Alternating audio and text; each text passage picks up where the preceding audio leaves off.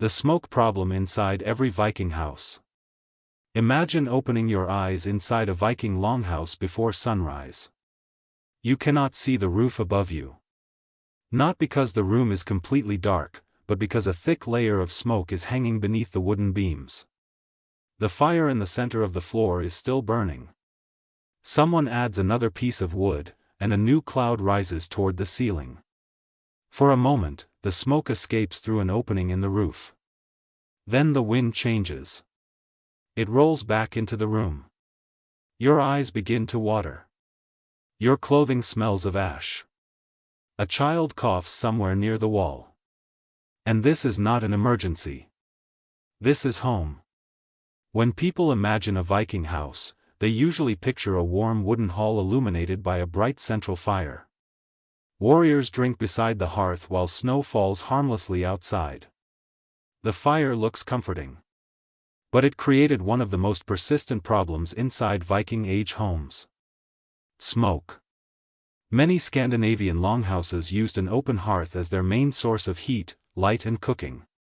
Instead of a modern chimney, smoke escaped through openings in the roof and through small openings sometimes described as wind eyes. Ventilation was limited, meaning that a substantial amount of smoke could remain inside. Viking houses differed across regions and social classes, but the smoky central hearth was a common feature of domestic life. National Museum of Denmark, 1. The strange thing is that the fire was both the problem and the solution. Without it, the house became colder. Meals could not be cooked. Wet clothing remained wet. After sunset, detailed work became extremely difficult. During winter, when daylight could be limited and outdoor temperatures dropped, the household depended on the hearth for almost everything. So the family could not simply extinguish the fire to clear the air. They had to live with it. A Viking longhouse was not built like a modern home. There were no sealed glass windows. There was no mechanical ventilation.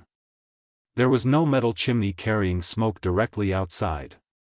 The main room was often long, narrow and supported by large timber posts. Benches or raised areas along the walls could be used for sitting, sleeping and working. The hearth occupied a central position because its warmth and light needed to reach as much of the household as possible. National Museum of Denmark, 1. When the fire burned cleanly and the air moved in the right direction, much of the smoke rose toward the roof opening. But the system was unreliable. Wind could push smoke back inside. Cold air entering through the doorway could disturb the rising column. Wet wood produced more smoke. A weak fire could smolder instead of burning efficiently. And during harsh weather, people had good reasons to keep openings as small as possible. Every attempt to preserve heat reduced ventilation. Every attempt to improve ventilation allowed more cold air to enter. The household was trapped between two uncomfortable choices. Breathe more smoke. Or lose more heat. Winter made this balance much worse.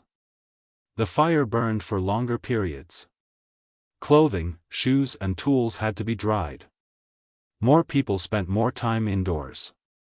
Doors were opened less frequently, and fuel stored outside could become damp.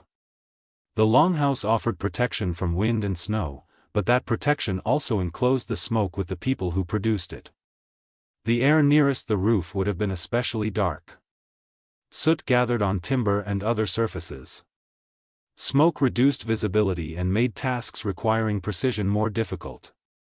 Archaeological discussions of Scandinavian longhouses note that poor escape routes for hearth smoke may have strained the eyes of people carrying out detailed work, while fibers released during textile production could add even more material to the indoor air. Cambridge University Press, 2. Now imagine trying to weave fabric in that environment. A loom stands near the fire because workers need light. The thread must be watched carefully. A dropped tool disappears into the darkness. Smoke moves between the worker and the loom. Eyes already irritated by the fire must remain focused for hours. And textile production was not optional. Households needed clothing, blankets, ropes and fabric. Wool had to be prepared, spun and woven. During the colder months, much of this work moved indoors. The fire made the work possible. The smoke made it harder. Cooking added another layer to the problem. Pots could be suspended above the hearth. Meat, fish, grain and other foods were prepared in the same shared space where people worked and slept. Every meal required someone to approach the fire, adjust the fuel, move a container or remain close to the smoke. There was no separate kitchen with a door that could be closed. Smoke, heat, food, labor and family life occupied the same room. In some Scandinavian longhouses, animals were also sheltered in one part of the same building. This arrangement could protect valuable livestock and make them easier to care for, especially during severe weather, but it brought humans, animals, moisture, waste and smoke into close proximity. National Museum of Denmark, 1. The romantic image of a Viking hall usually removes these details. It gives everyone clean air. It gives the fire a perfect golden glow. It places the smoke high above the people, where it disappears without causing trouble. Real smoke does not behave so politely. It follows air currents. It finds lower areas. It enters clothing. It darkens walls. It irritates anyone who remains close to it. And people living inside the house could not escape the smell by stepping outside for a few minutes. The smoke followed them. Hair, wool, blankets and stored objects would all have absorbed it. But the solution was not as simple as constructing a larger hole in the roof. A large opening allowed rain, snow, and cold air to enter. It also weakened the household's control over heat. The opening needed to be large enough for smoke to escape, but not so large that the weather entered freely. Its effectiveness changed with wind direction, roof design, fire intensity and the position of people inside.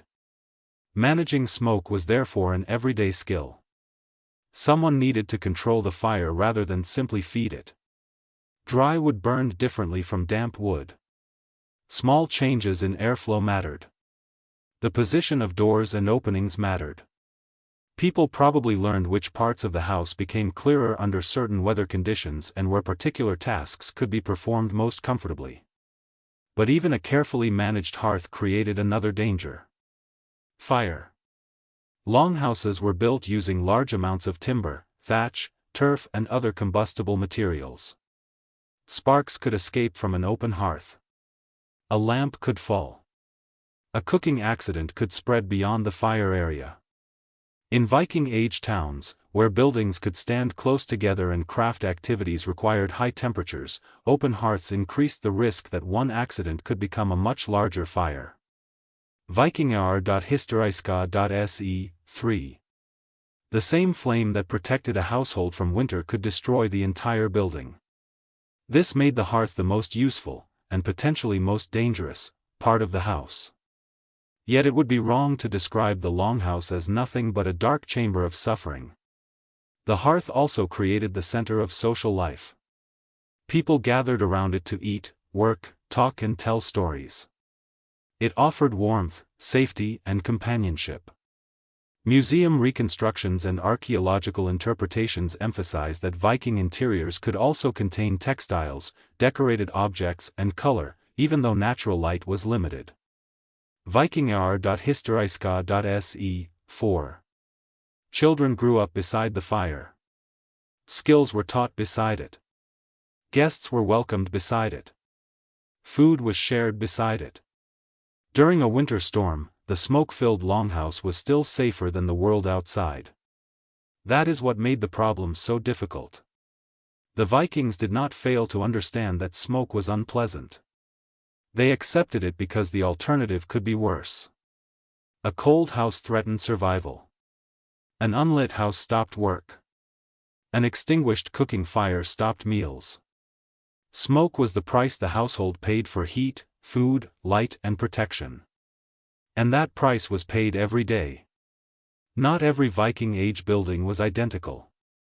Wealthy halls, small farms, urban houses and regional building traditions could differ significantly.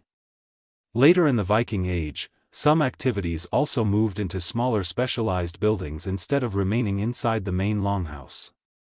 Cambridge University Press, 5. But wherever an open hearth burned inside a poorly ventilated wooden building, the same basic conflict remained. The household needed the fire. The fire produced smoke. And the building could never remove all of it without also surrendering precious heat. So when you imagine life inside a Viking house, do not picture only the glow of the flames. Picture the darkness above them. Picture workers leaning toward the hearth because it provides the only useful light. Picture smoke gathering beneath the roof, then falling lower when the wind changes. Picture a family cooking, sleeping and working in air that never feels completely clear. The hearth was the heart of the Viking house. It kept the household alive. But every breath inside that house came with evidence that survival had a cost.